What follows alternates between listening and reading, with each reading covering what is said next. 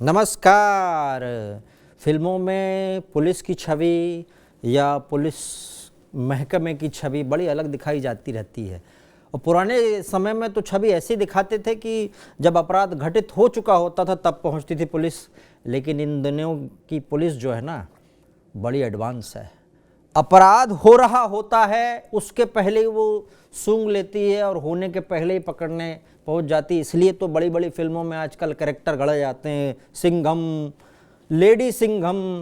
ये आप देख रहे हैं यूपी की अनुकृति शर्मा जी की फ़ोटो, इनको लेडी सिंघम कहा जाता है। इस तरह के ऑफिसर जब रहते हैं ना, तो पुलिस की पॉजिटिविटी, पुलिस की पॉजिटिव छवि वाली फिल्में गढ़ी जाती है, क्योंकि ये करते ही जीवन में ऐसा काम कर देते हैं। बुलंदशहर में एएसपी हैं अनुकृति शर्मा जी। आपने देखा होगा कभी ये इलेक्ट्रिसिटी पहुंचा देती हैं, किसी के घर में नहीं आ रही होती है और वो लेडी विधवा होती है और बहुत जी भर के दुआएं देती हैं और ऐसे लिपट जाती है जैसे बहुत समय से उसने कुछ ऐसा वाकया नहीं देखा होगा। तो पुलिस में भी ऐसे लोग हैं जो अलग काम करते हैं। और अनुकृति शर्मा जी के बारे में तो लोग बोलते हैं, वहाँ पर जब बुलंदशहर जाओ तो लोग बोलते हैं यहीं पंचायत बैठा लेंगे भाई, यहीं फैसला हो जाएगा, इसलिए ज़रा नियम से चलना। और अभी कुछ समय पहले एक तो बड़ी खबर आई, बहुत बड़ा भूमाफिया, उससे बहुत सारी भूमि खाली करवा ली गई और ऐसा पहले कभी हुआ नहीं, लेकिन हो गया। आपका तारुफ करवा देते हैं अनुकृति जी से। अनुकृति जी, स्वागत है आपका हमारे साथ में। Thank you so much sir, मुझे बुलाने के लिए और इतनी अच्छी बातें कहने के लिए। Thank you so much sir. और हमने तो बना के नहीं कही, हम मजबूर हो गए कहने से, क्योंकि हमने देखा, हमारे जब रिपोर्टर्स वहाँ जाते हैं, हम भी वहाँ जाते हैं बुलंदशहर में, तो आपके बारे में सुनने को मिलता है और खबरें तो आती ही रहती हैं। ये जो शब्द आजकल आपके बारे में गढ़ा गया, लेडी सिंघम, सुन के कैसा लगा? सर मुझे नहीं पता कि लेडी सिंघम सुन के खुश होना चाहिए कि नहीं। सिंघम जो, जैसा आपने बताया, पुलिस की एक छवि रहती है कि पुलिस से बहुत डरना चाहिए। सिंघम शब्द ही पावर से रिलेटेड है। तो मैं एक साधारण पुलिस ऑफिसर हूँ और हम एक ही ऑब्जेक्टिव के साथ फील्ड में काम करती हूँ कि मेरे साथ सामने जो भी कंप्लेनेंट आए अपनी किसी भी कंप्लेंट को लेके मैं उसकी कंप्लेंट को एड्रेस कर सकूं और यही मेरा प्रयास रहता है कि कोई भी निराश नहीं जाना चाहिए। निराश नहीं जाना चाहिए। मैंने ये भी सुना कि आप अपने काम में इंटरफेरेंस बर्दाश्त नहीं करती हैं, बहुत सख्त लेडी हैं। वो उधर चर्चा हो रही है कि भैया बड़ा बच के जाना, उनसे बात करना तो जरा ध्यान से नियम कानून पढ़ के जाना। नहीं सर, इस तरह की कोई बात नहीं है। मेरा ऑफिस सबके लिए खुला रहता है। और जहां तक बात सर इंटरफेरेंस की है, इंटरफेरेंस में यही है कि हम सबकी सुनते हैं, सबको अपनी बात रखने का अधिकार है। पर अगर कोई ये समझता है कि वो हमें सिर्फ अपने पोजीशन की वजह से या फिर अपने समाज में जो भी स्टेटस वो होल्ड करते हैं उसकी वजह से प्रेशराइज कर ले जाएंगे किसी गलत काम को करने के लिए, तो वो संभव नहीं है सर। हम लोग यहाँ पे कानून के दायरे में रह के सिर्फ लोगों को न्याय दिलाने के लिए अपनी सीट पे रहते हैं। तो यही मेरा प्रयास रहता है। और हाँ, मैं ये बात जरूर है कि साफ कोई से बात करती हूँ, जो बात है वो सामने रख देती हूँ। तो अगर कोई काम नहीं हो सकता और वो गलत है तो वो सीधे सीधे कह देती हूँ। तो इसलिए लोग समझते होंगे कि इंटरफेरेंस इनको बिल्कुल जो पसंद गलत नहीं। काम आपने बोला, अभी कुछ समय पहले एक भूमि वाला मामला जोड़ा गया आपके नाम पे कि आप इतनी सख्त थीं कि उसमें किसी की भी नहीं सुनी आपने। वो क्या मामला था? वो बहुत सुर्खियों में भी है अभी। हाँ जी सर, तो जब मैंने बुलंदशहर ज्वाइन किया था पिछले अक्टूबर 2022 में, तभी से मेरे पास प्रार्थना पत्र आने शुरू हो गए थे। लोग आते थे जो कि कहते थे कि ये एक व्यक्ति है सुधीर गोयल, जिससे हम लोग ने बेनामा कराया था। ना आज तक उन्होंने हमें कब्जा दिया है, ना हमें जमीन दी है। ये एक तरह का मामला। फिर इस तरह के मामले आए कि मैडम हमें जो जमीन दिखाई थी वहां ना देके हमें कहीं और का बेनामा कर दिया। ये भी मामले आए कि कई व्यक्तियों के पास एक ही जमीन के कई बेनामे हैं। तो ये लोग जब इनको बताते थे ये बात कि सुधीर जी ये क्या हो गया, तो फिर वो कहते अरे गलती से हो गया होगा तो मुझे वापस बेनामा कर दो। और फिर वो अपने नाम बेनामा करवा लेता था, पर फिर पैसे नहीं देता था। जब लोग पैसे की बात करने जाते थे या मांगते थे तो वो धमकाता था, डराता था। इसके पास कई गनर्स, बाउंसर्स लेके ये घूमता था। और क्योंकि इसका, जैसे आप जानते हैं कि इस तरह के व्यक्ति अकेले में ऑपरेट नहीं कर सकते, इसने बुलंदशहर में 10 से ऊपर कॉलोनी काटी है जो कि पूर्ण रूप से अवैध है। किसी से भी स्वीकृत नहीं है, ना बीडीए से है, ना जिला पंचायत से है। प्रत्येक कॉलोनी में इसने 100 से ऊपर प्लॉट काटे हैं। ये सब करता जा रहा था, तो इसका काफी कनेक्शंस हैं समाज के हर वर्ग से। तो जो बेचारे पीड़ित होते थे उनको अपनी बात रखने में या काम करवाने में दिक्कत होती थी, और ये उनको डरा धमका के भिजवा देता था। और ये और होता था कि उनके खिलाफ फर्जी केस करवा देता था। मान लीजिए किसी महिला के माध्यम से रेप का केस करा दिया तो, और ये क्योंकि पुलिस वालों को, फौजियों को अक्सर शिकार बनाता था, क्योंकि ये लोगों की पोस्टिंग अधिकतर बाहर होती है। जब तक फर्जीवाड़े का घर में पता चलता था तो महिलाएं हैं, बुजुर्ग हैं, वो ज्यादा पुलिस में ना चक्कर काटेंगे और उनकी कोई सुनने वाला नहीं है। जब छुट्टियों में आते हैं तो उनके पास समय बहुत कम होता है। तो ऐसे लोगों को कई वर्षों से टहला रहा था, और वो लोग बहुत डरते हैं उनके खिलाफ फर्जी मुकदमे से, उनकी नौकरी पे आँच आ सकती है। तो आपने तो कैसे सोचा कि इसके खिलाफ एक्शन लेना है? वो क्या, वो समय क्या था, वो प्रकरण क्या था जिसमें अब तो बस इसको निपटा देना, ये जो गलत जितनी शिकायतें आ रही है एक साथ निस्तारण कर दें? तो पहले मुझे लगा कि ये सामान्य शिकायत है, मुझे नहीं लगा था कि ये इस तरह का पूरा धंधा चल रहा है। मुझे लगा कि ये नॉर्मल प्रकरण है जिसमें किसी व्यक्ति का बेनामा हुआ है पर कब्जा नहीं किया गया है। इस तरह की कंप्लेंट्स हमारे पास बहुत आती। फिर जब कई कंप्लेंट्स आने लगी तो मुझे एक पैटर्न आइडेंटिफाई हुआ कि ये एक सिंडिकेट के रूप में गैंग काम कर रही है, और ये this is just not one case. शुरू में तो मैं सुधीर गोयल को अपने ऑफिस में बुलाई, और आप हमेशा प्रयास ये रहता है कि विक्टिम की मदद हो। हम लोग विक्टिम सेंट्रिक गवर्नेंस कर रहे हैं, सिटीजन सेंट्रिक गवर्नेंस कर रहे हैं। तो आप यही कहेंगे कि भाई इनका पैसा नहीं दे रहे हो तो तुम पैसा दे दो, क्यों इनको टहला रहे हो, नहीं तो हम लोग मुकदमा लिखने के लिए विवश हो जाएंगे।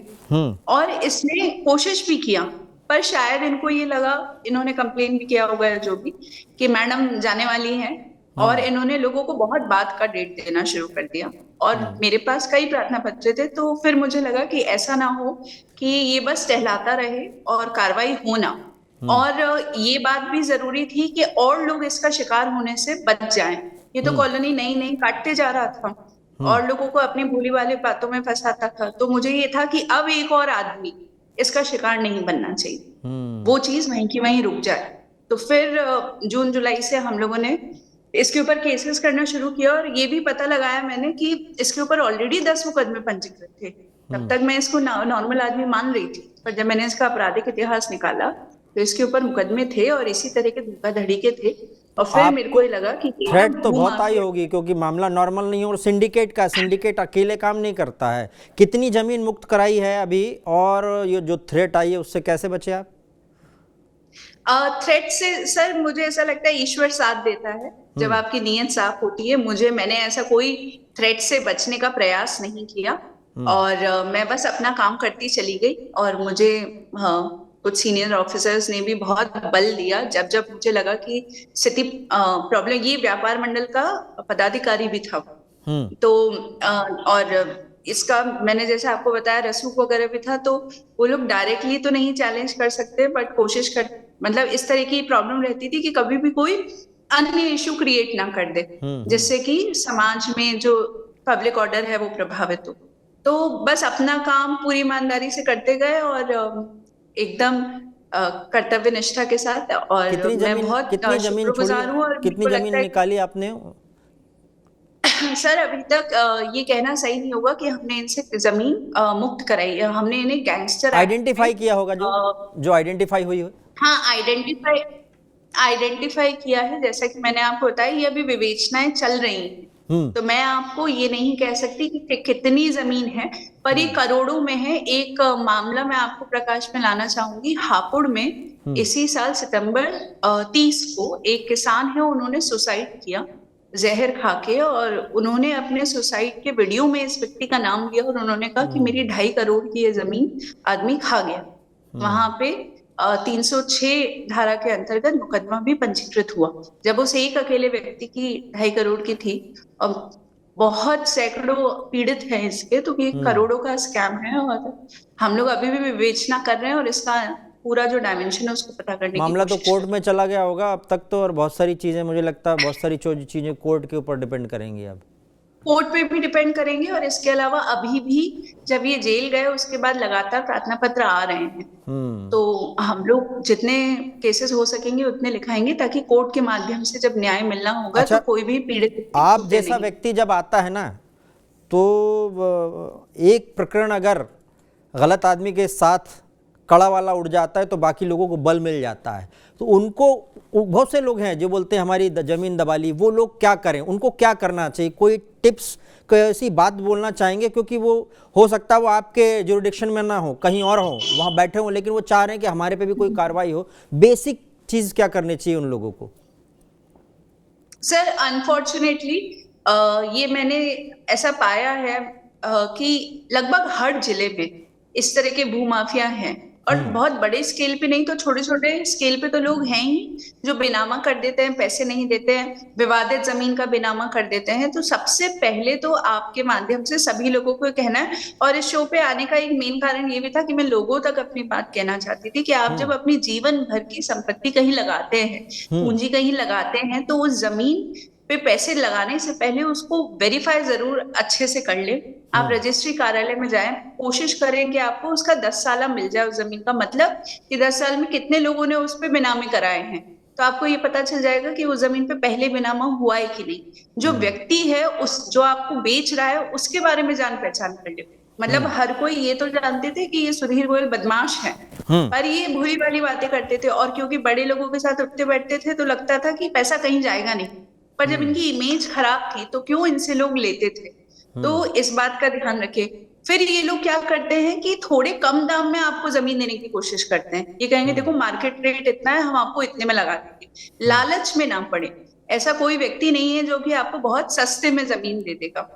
तो ये पहली बात तो ये है कि आप कॉशन पूरा पूरा अपनाएं। दूसरा, अगर आपको लगता है कि आपके साथ इस तरह का धोखा हो गया है तो बिना समय गवाए जो अपना निकटतम पुलिस स्टेशन है या जो भी सर्कल ऑफिसर है उसके पास अपनी बात लेके जाएं और पूरी बात रखें। जब आप पुलिस के पास जाते हैं तो इस तरह के लोगों में एक भय उत्पन्न होता है, उन्हें लगता है कि उनके ऊपर भी कार्रवाई हो सकती है।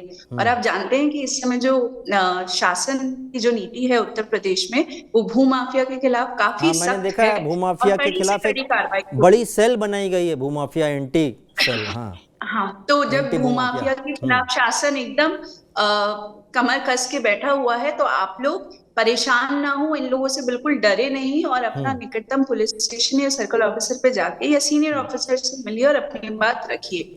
हो सकता है आपकी तरह बहुत लोग पीड़ित हैं और कई लोगों को न्याय मिल जाए। अब मैं दो तीन चीज़ें पर्सनल पूछूंगा, थोड़ा लाइटर नोट पे भी। महिला होने के बाद में कभी आपको लगा कि पुलिस बनना थोड़ा टफ है? नहीं, मुझे तो लगता है कि ये मेरा बहुत बड़ा सौभाग्य रहा कि मैं इस विभाग में आई और मैंने बहुत कुछ सीखा है। सब लोग बहुत सपोर्ट करते हैं, तो महिला होने के बहुत फायदे हैं और मैं बहुत खुश हूँ इस विभाग में होके। ऑफ कोर्स मतलब ये मेल डोमिनेटेड प्रोफेशन रहा है, तो कुछ चीजें हैं जो बदलने की आवश्यकता है और धीरे धीरे बदलाव आ रहा है। Like what?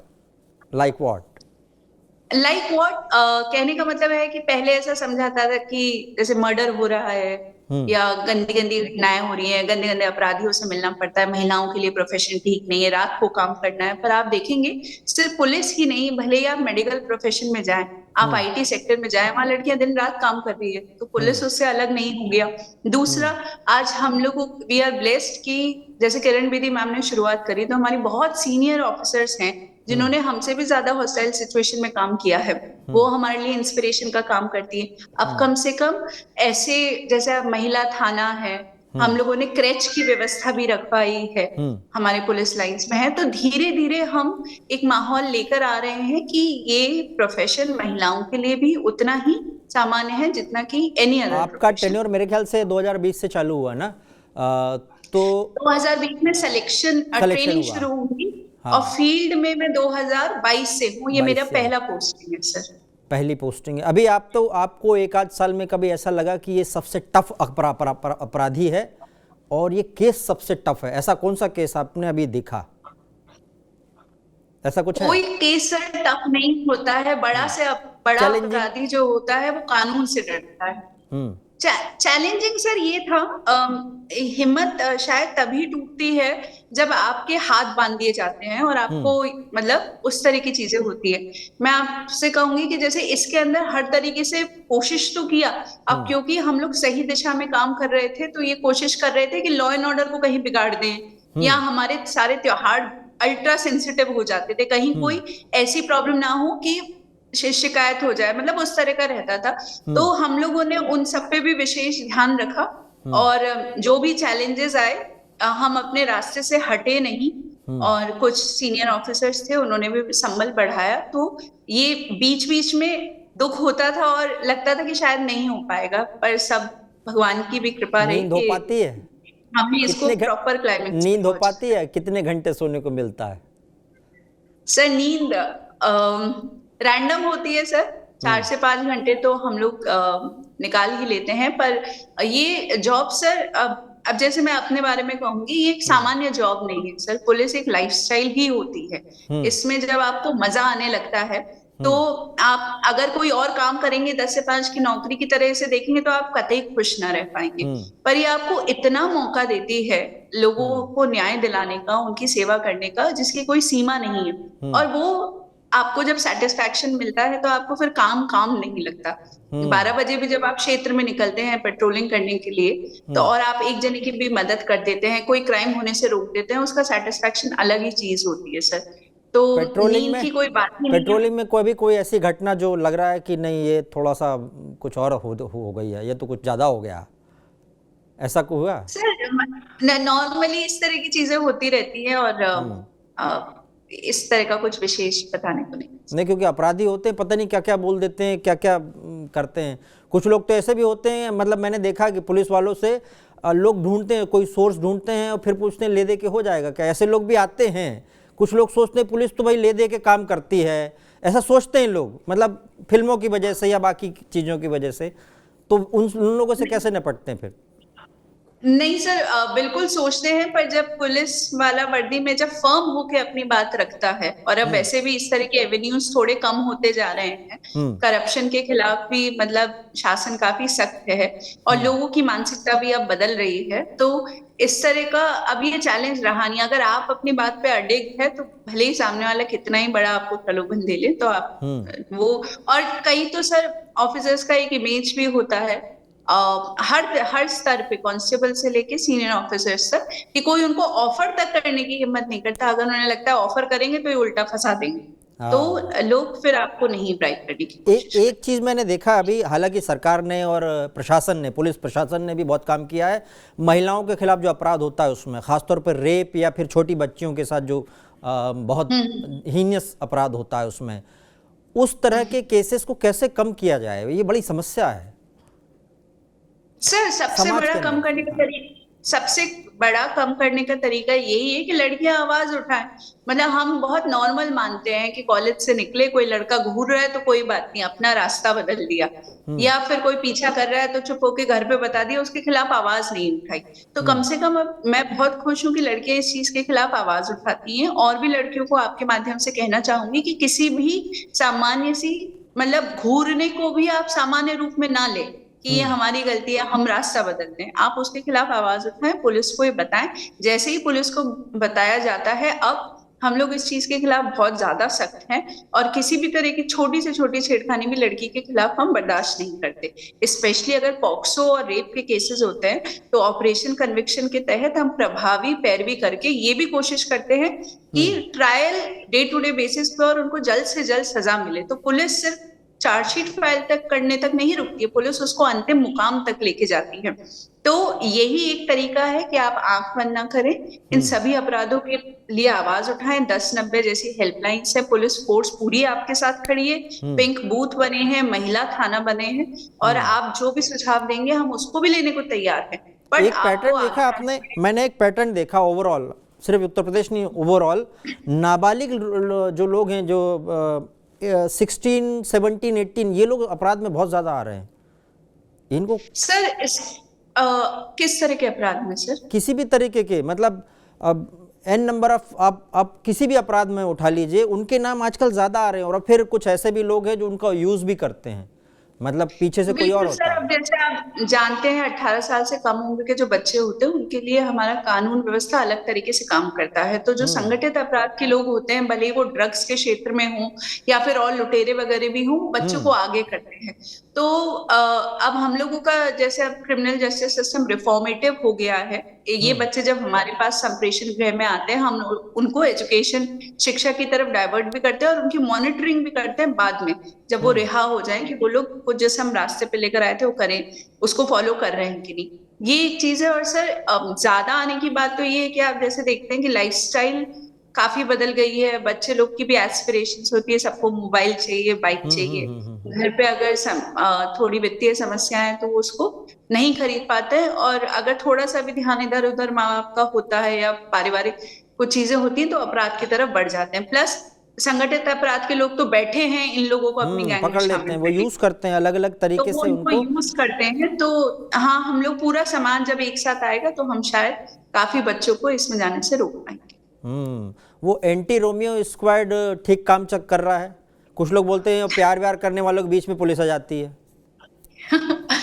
हाँ सर, मतलब प्यार व्यार करना अच्छी बात है, बट उसे हम लोग जब पब्लिक स्पेस में होते हैं तब हम लोगों को कुछ सीमाओं का ध्यान रखना चाहिए।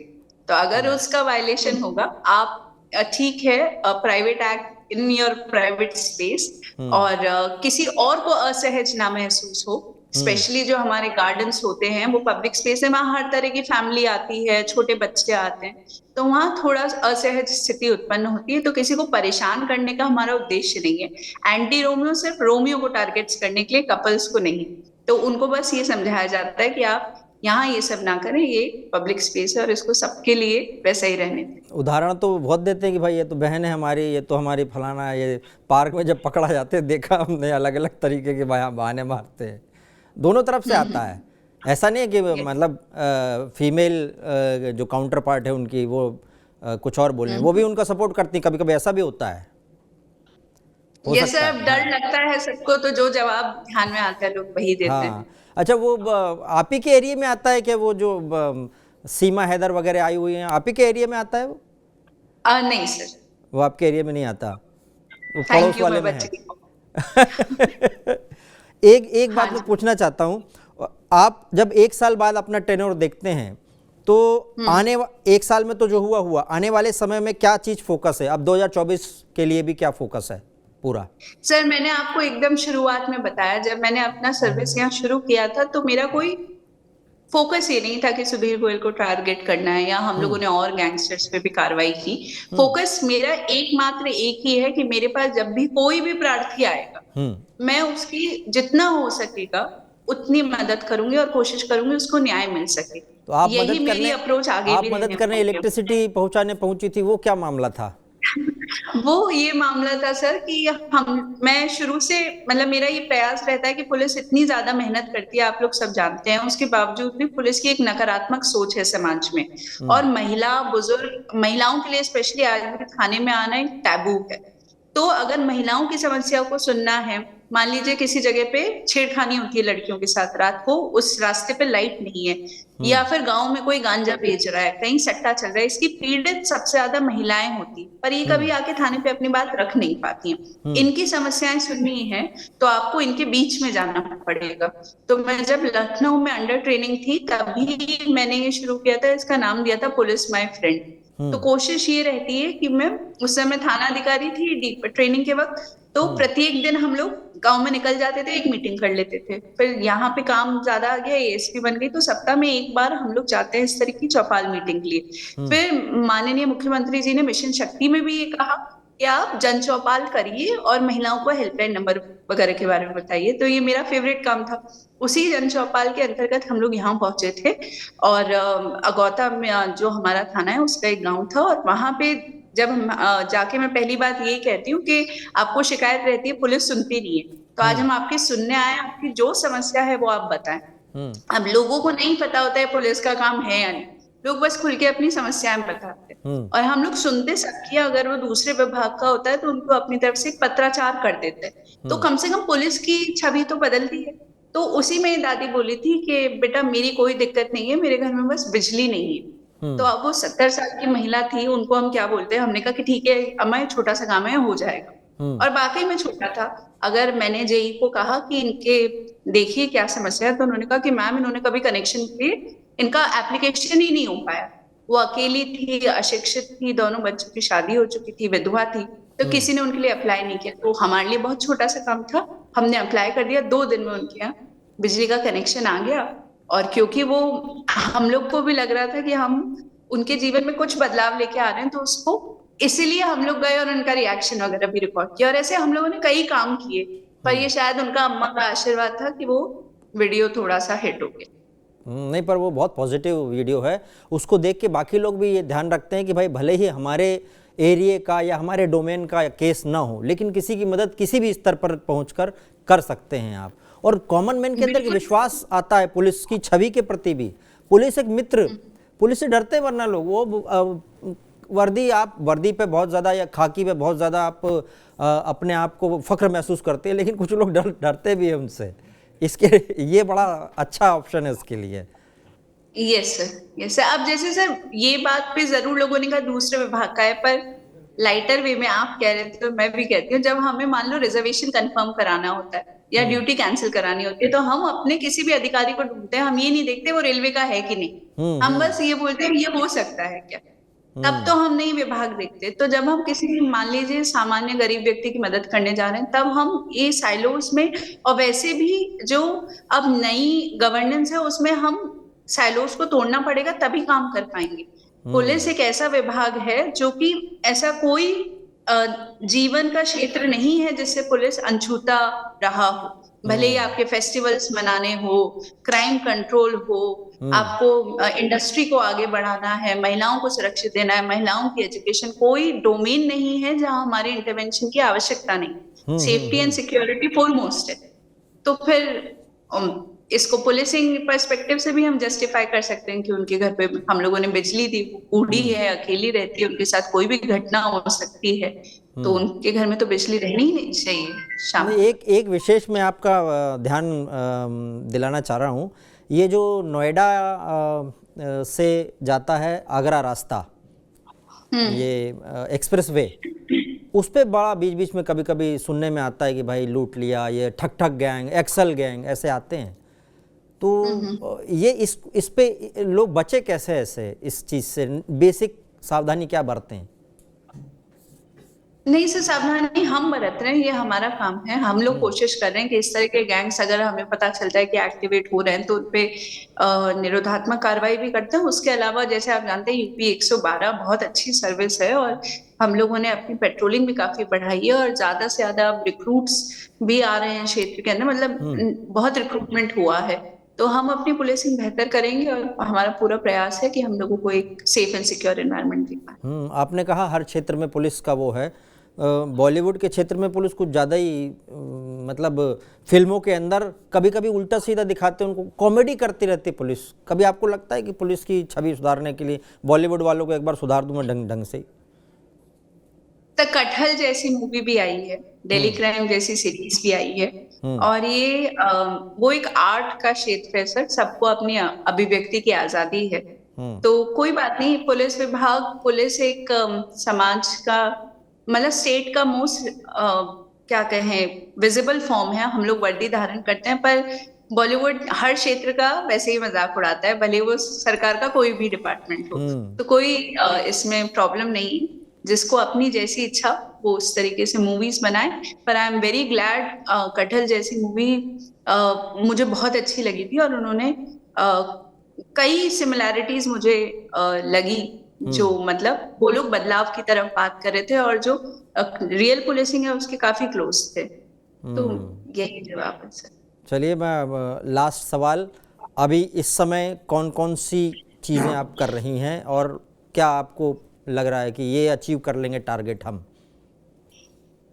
सर अभी तो बस इसके अंदर ये, अगर इस पर्टिकुलर केस की बात करेंगे तो इसमें और प्रार्थी आ रहे हैं, उनसे भी प्रार्थना पत्र लेके हम उनके केसेस को भी परस्यू करेंगे। और फिर हमारा पूरा प्रयास यही है कि जो विक्टिम्स हैं उनको उनका पैसा या जमीन मिले, और उसके लिए जो पॉसिबल मदद पुलिस विभाग की तरफ से हो पाएगी वो हम करेंगे। उसके अलावा जो और संगठित अपराध हमारे क्षेत्र में चल रहा था, जैसे कि कुछ सट्टे के लोग हैं, कुछ लोग एनडीपीएस में काम करते हैं, गांजा वगैरह करते हैं, ये ऐसी क्राइम्स है जो काफी लोगों को परेशान करती है। बाकी तो नॉर्मल चोर लुटेरे इन सब पे तो काम चलता ही है। तो हम लोगों का ये भी प्रयास है कि हम उनके ऊपर भी बहुत अच्छी प्रभावी कार्रवाई करें, ताकि वो कई सालों के लिए उन लोगों को मेरे लेसन मन में एक और सवाल आ रहा है, लेकिन सेकंड लास्ट सवाल समझ लीजिए। लास्ट सवाल आप सवाल उसको सेकंड लास्ट समझ लीजिए। प्रेशर आ रहता है क्या? प्रेशर बहुत रहता है क्या पुलिस वालों पे? ऊपर से मैंने दूसरा कहा ना प्रेशर सर, प्रेशर या पॉलिटिकल प्रेशर प्रेशर रहता है क्या? प्रेशर उतना ही रहता है जितना आप लेना चाहेंगे। हम्म। आप पे भी रहता होगा मीडिया में, तो आपको अगर कुछ लोगों का ऐसा होता होगा कि ये प्रेशर नहीं लेंगे, या इन हाँ। लोगों को अपने आप मेरे को लगता है कुछ इनिशियल मंथ्स के बाद लोगों को पता चल जाता है कि आपकी कार्यशैली क्या है। हम्म। तो फिर वो आपसे गलत बात कहने से, जैसे आपने कहा लोग कहते हैं इंटरफेरेंस पसंद नहीं करती, तो लोग अपने आप कहना बंद कर देते, तो प्रेशर अपने आप हट जाता है। हम्म। फिर you have your own way. शुरू हम्म। में थोड़ी सी प्रॉब्लम आती है, but I think once people know कि इनसे क्या बात करनी है क्या नहीं करनी है, then life is a little easy. और बस जितना प्रेशर लेंगे उतना फील होगा। और कोई भी सर, एक और बात कहना चाहूंगी, जो अच्छे बुरे लोग हर फील्ड के अंदर हैं, तो राजनीति में भी, एडमिनिस्ट्रेशन में बहुत लोग हैं जो कि मोटिवेटेड हैं, लोगों के लिए अच्छा करना चाहते हैं। और पुलिस एक बहुत बड़ा माध्यम है कई लोगों की मदद करने का। तो मुझे इस क्षेत्र, अपनी जॉब में बहुत अच्छे लोग भी मिले जो कि खूब मेहनत करते हैं और लोगों तक काम कराते हैं, और हमारे बहुत कॉर्डियल रिलेशंस हैं।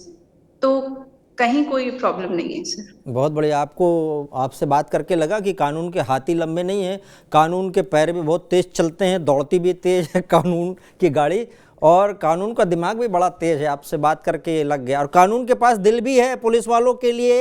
ये लोगों की छवि जो गढ़ी जाती है ना, उससे इतर बहुत अद्भुत छवि एक मैं देख रहा हूँ कि दिल होता है पुलिस वालों के पास में। ये बड़ी छवि है। जब दुनिया अपनों के साथ जश्न मनाती है, उस समय में भी पुलिस अपना फर्ज निभाती है। और वो क्या कहा, एक शायर ने कहा कि मुझे अब किस बात की चिंता बाकी है, मेरे शहर की रक्षक खाकी है। चलिए, आपसे अगली बार और मुलाकात होगी। अनुकृति शर्मा जी, बहुत बहुत धन्यवाद हमको समय देने के लिए। और दर्शकों से ये निवेदन है कि इस तरह की चीज़ें आपको कैसी लगी ये ज़रूर बताइएगा, और भी आपके सामने लेकर आते रहेंगे। अनुकरणीय उदाहरण, मोटिवेशनल उदाहरण आपके सामने लेकर आते रहेंगे। बताइएगा ज़रूर। नमस्कार।